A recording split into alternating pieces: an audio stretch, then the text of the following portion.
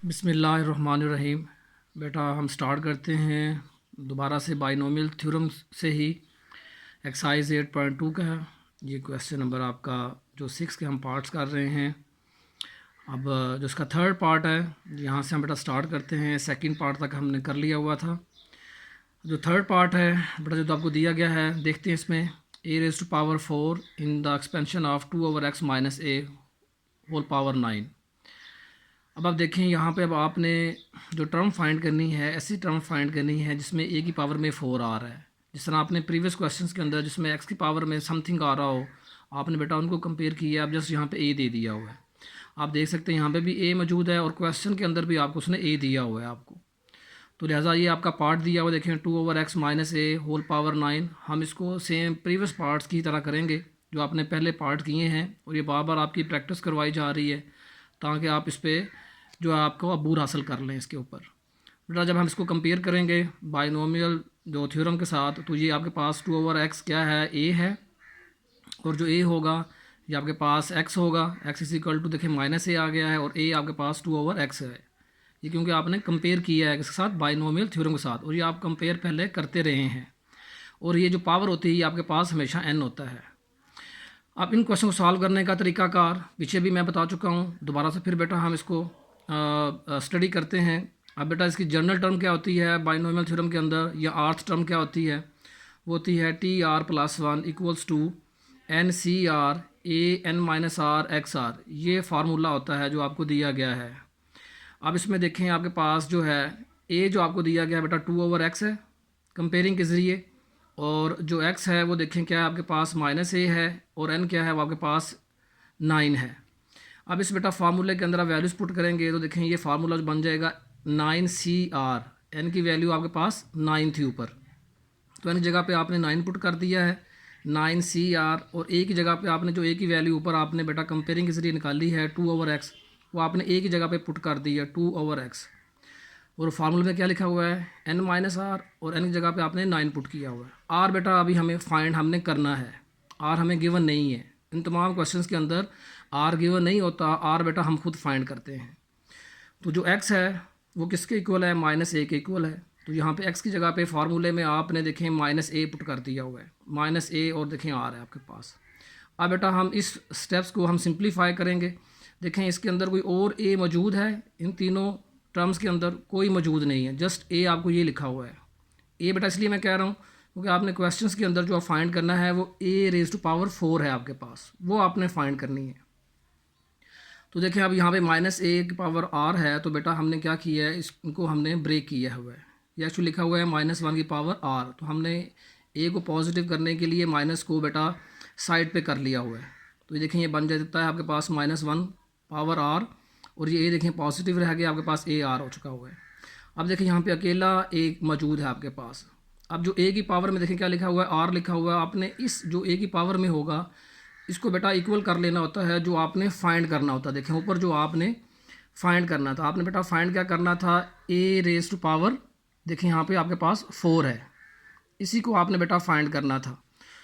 तो अब बेटा हम क्या करते हैं आपने यहाँ पे इसको कंपेयर कर लेना है कंपेयरिंग एक्सपोनेंट विद a⁴ आपको क्वेश्चन के अंदर दिया हुआ है।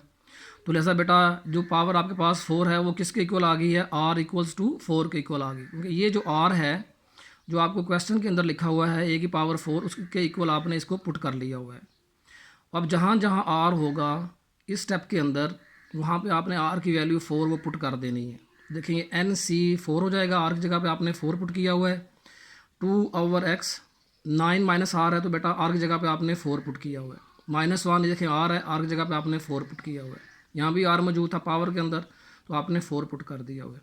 अब बेटा सिंपल हमने इनको सिंप्लीफाई करना है NC4 एज इट लिखा गया है इसको आप बेटा थ्रू कैलकुलेटर फाइंड कर लेंगे और 9 - 4 करेंगे तो पावर क्या आ जाएगी 5 और -1 की पावर 4 पॉजिटिव 1 आ जाएगी क्योंकि पावर जो है वो इवन नंबर के अंदर है। तो -1 की पावर जब इवन होती है तो उसको बेटा हम पॉजिटिव लिख सकते हैं। तो अब a⁴ एज इट लिखा जाएगा। अब देखें 2 की पावर 5 है 2 की पावर 5 लिख दी हुई है आप नीचे x की पावर 5 है वो भी आपने देखें बेटा नीचे x की पावर 5 लिख दी हुई है। तो देखें a⁴ है अब 2⁴ है इसका आंसर 32 आ जाता है और NC4 को आपने बेटा थ्रू कैलकुलेटर फाइंड कर लेना है और ये आंसर आपके पास आ जाएगा। इस जो क्वेश्चन का जो आंसर है वो आप इसको इस तरीके से फाइंड कर लेंगे थ्रू कैलकुलेटर। इस तरह बेटा जो अगला पार्ट है, फोर्थ पार्ट है इसी क्वेश्चन का, आपको बुक में दिया हुआ है वाई क्यूब। अब आपने वाई क्यूब वाली टर्म फाइंड करनी है in the expansion of this.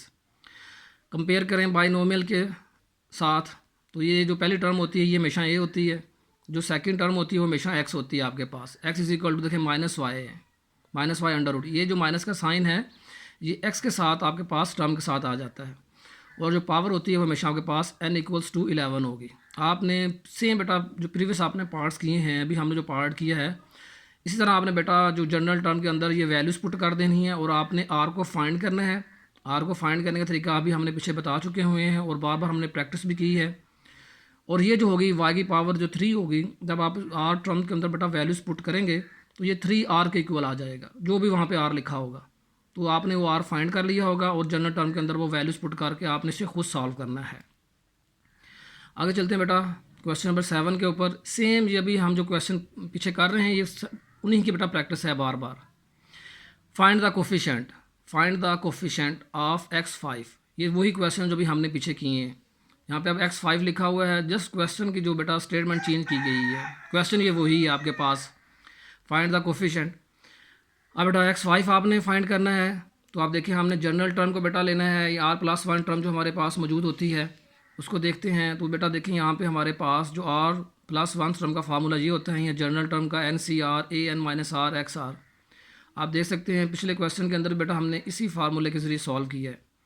अब आपके पास देखें a क्या है, वो आपके पास x² है, और x क्या है बेटा -3/2x, और n क्या है वो आपके पास 10 है। देखें हमने यहाँ पे बेटा n की वैल्यू 10, x की वैल्यू -3/2x, और जो a की वैल्यू है बेटा वो हमने x² लिखी हुई है। अब ये जो जनरल टर्म है इसके अंदर वैल्यूज़ पुट करें, जो आपने कंपेयरिंग के जरिए ऊपर निकाली है। जो a की वैल्यू है वो पुट कर दी गई है, जो x की वैल्यू है जो आपने फाइंड की है वो बेटा यहाँ पे आपने पुट कर दी हुई है, और n की वैल्यू बेटा क्या थी 10, वो देखें आपने इस फार्मूले के अंदर n की वैल्यू पुट की है। तो देखेंगे क्या बन गया 10CR a। ये बेटा ये हमारे पास जो अभी हमने कंपेयरिंग के जरिए निकाला है, तो ऊपर क्या है n - r है, तो देखें n की वैल्यू क्या थी 10 - r, ये x है। देखें x आपने -3/2x है, तो यहाँ पे x की वैल्यू -3/2x पुट कर दी हुई है, और x की पावर में देखें r लिखा हुआ है, तो देखें आपने यहाँ पे भी r लिख दिया हुआ है। आगे बेटा आपने इसको सिंप्लीफाई करने हैं। सिंप्लीफाई इस तरीके से करना, देखें यहाँ भी x मौजूद है और ऊपर भी x मौजूद है। आपने x वाली टर्म्स को बेटा सिंप्लीफाई करना है। अब ये जो x² है इसको आपने ये 2 को बेटा 10 से मल्टीप्लाई करेंगे तो 20, इस 2 को आप r से मल्टीप्लाई करेंगे तो 2r, ये -3 की पावर देखें बेटा r हो जाएगी, 2 की पावर देखें नीचे r हो जाएगी, नीचे भी x की पावर देखें r हो जाएगी आपके पास। अब आपने ये x की पावर r से ऊपर ले जाएं तो क्या बन जाएगा 20 - 2r, ये r ऊपर लेके जाएंगे तो क्या हो जाएगा ये -r हो जाएगा। तो 20 - 2r -r करेंगे, इन दोनों को माइनस करेंगे तो क्या हमारे पास रिजल्ट आ जाएगा -3r। अब आप बेटा ये जो पावर है 20 - 3r, इसको आप कंपेयर करेंगे, किसके साथ कंपेयर करेंगे, जो आपने क्वेश्चंस के अंदर आपने देखें x की पावर 5 है, ये वाली टर्म आपने फाइंड करनी थी। अब ये जो आपने वैल्यू निकाली है सिंप्लीफाई करने के बाद पावर की 20 - 3r, इसको बेटा आप इक्वल कर लें 5 के इक्वल, 20 - 3r इक्वल्स टू 5। यहाँ से अब आपने r की वैल्यू निकालनी है, तो -3r को उठाकर इधर ले जाएं तो पॉजिटिव हो जाएगा, 5 को उठाकर इधर ले आएँ तो नेगेटिव हो जाएगा। तो 20 - 5 करेंगे, आंसर क्या आ जाएगा आपके पास 15, और ये 3r है, 3 को बेटा नीचे डिवाइड कर दें तो ये आपके पास 5 आ जाएगा। r की बेटा वैल्यू फाइंड हो गई है, तो अब इस r की वैल्यू को आपने यहाँ बेटा पुट करें 10CR, यहाँ पे 5 हो जाएगा, जहाँ जहाँ r आपने वैल्यूज़ को पुट कर दिया हुआ है। पुट करने के बाद बेटा इसको आपने जस्ट देखें आपने सिंप्लीफाई करना है। ये देखें 10C5 यहाँ पे r था, ये -3 की पावर देखें r थी, वहाँ पे भी आपने 5 पुट कर दिया हुआ है, नीचे भी 2 की पावर में r था, वहाँ भी आपने 5 पुट कर दिया हुआ है, और यहाँ भी देखें r था 3r, तो यहाँ पे 5 पुट किया है। तो 20 - 15 इसको सिंप्लीफाई किया तो बेटा ये आपका आंसर आ चुका हुआ है इस क्वेश्चन का। अब हम मूव करते हैं नेक्स्ट पार्ट के ऊपर। बेटा नेक्स्ट पार्ट बेटा है सेकंड पार्ट है इसी क्वेश्चन का, इम्पॉर्टेंट पार्ट है, x⁻n in the expansion of this. अब पावर में उसने n दे दिया हुआ है, इम्पॉर्टेंट पार्ट है। करेंगे बेटा हम प्रीवियस ही पार्ट्स ही की तरह, आप इसको कंपेयर करेंगे बाइनोमियल थ्योरम के साथ ये हमेशा जो फर्स्ट टर्म होती है आपके पास ए होती है, जो सेकंड टर्म होती है ये हमेशा आपके पास क्या होती है, एक्स होती है, और जो पावर होती है वो हमेशा आपके पास क्या होता है, एन होता है। आप इसको आप क्या करते हैं, पिछले क्वेश्चन में भी आपने जनरल टर्म लिखते हैं बेटा। जनरल टर्म का फार्मूला क्या होता है, T R plus one equals to N C R A N minus R X are.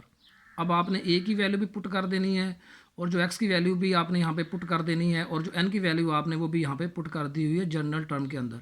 N की वैल्यू क्या थी आपके पास 2n, क्योंकि आपने एन की वैल्यू बेटा कंपेयरिंग से निकाली हुई है, और ए की वैल्यू आपने देखें ऊपर क्या निकाली हुई है, एक्स स्क्वेयर। अब आपने इस ए की जगह पे आपने एक्स स्क्वेयर पुट कर दिया हुआ है, और जो एक्स की वैल्यू है वो आपने देखें ऊपर क्या निकाली है, -1/x। इस एक्स की जगह पे आपने बेटा देखें वैल्यूज पुट कर दी है -1/x और r। अब हम बेटा हम इसको सिंप्लीफाई करेंगे क्योंकि इन टर्म्स के अंदर x मौजूद है, ये 2 दफ़ा x बेटा रिपीट हो रहा है। अब इस 2 को पावर को आपस में पावर से मल्टीप्लाई करेंगे तो 2 बेटा क्या हो जाएगा 4n। ये 2 जब r से मल्टीप्लाई होगा तो -2r। अब -1 की पावर r, इसको सेपरेट कर लें, नीचे वाले x को बेटा आप क्या करेंगे, सेपरेट कर लिया हुआ है, x r लिख दिया हुआ है। अब आपने क्योंकि आपने x को बेटा पावर्स को सिंप्लीफाई करना है, तो सिंप्लीफाई करने के लिए बेटा हम क्या करते हैं, इस एक्स आर को आप ऊपर ले जाएं। ये देखें पॉजिटिव पावर है, ऊपर जब जाएगी तो क्या हो जाएगी, ये नेगेटिव हो जाएगी, तो ये एक्स की पावर क्या बन जाएगी 4n - 2r - r।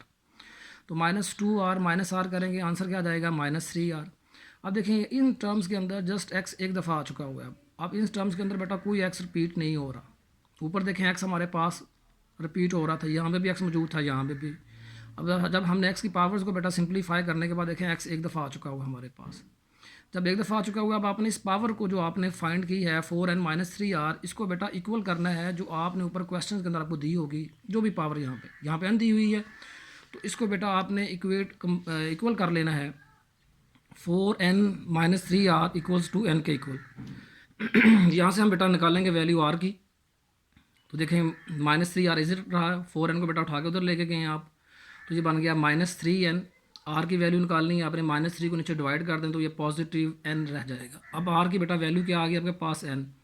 अब आर्थ टर्म के अंदर जहाँ जहाँ यहाँ पे आर मौजूद, यहाँ पे भी आर मौजूद है, यहाँ भी n हो जाएगा, क्योंकि आर की वैल्यू आपने n निकाल ली है। यहाँ भी n हो जाएगा, यहाँ भी n हो जाएगा बेटा, और यहाँ पे भी जहाँ पे आर लिखा हुआ है यहाँ पे आपने पुट कर दिया हुआ है। देखें यहाँ पे 2n c, यहाँ पे बेटा r था, आपने n की वैल्यू पुट की है, 4n माइनस देखें बेटा यहाँ पे भी 3n हो गया हुआ है। अब 4n - 3n बेटा आपने पुट किया जब इसको, तो ये आपके पास आ जाएगा 4n - 3n बेटा करेंगे तो आंसर क्या आ जाएगा आपके पास, xn आ जाएगा। तो ये आपने 2n cn एज इट लिख दिया हुआ है, -1 की पावर n और एज इट, ये बेटा अब आपके पास आंसर आ चुका हुआ है।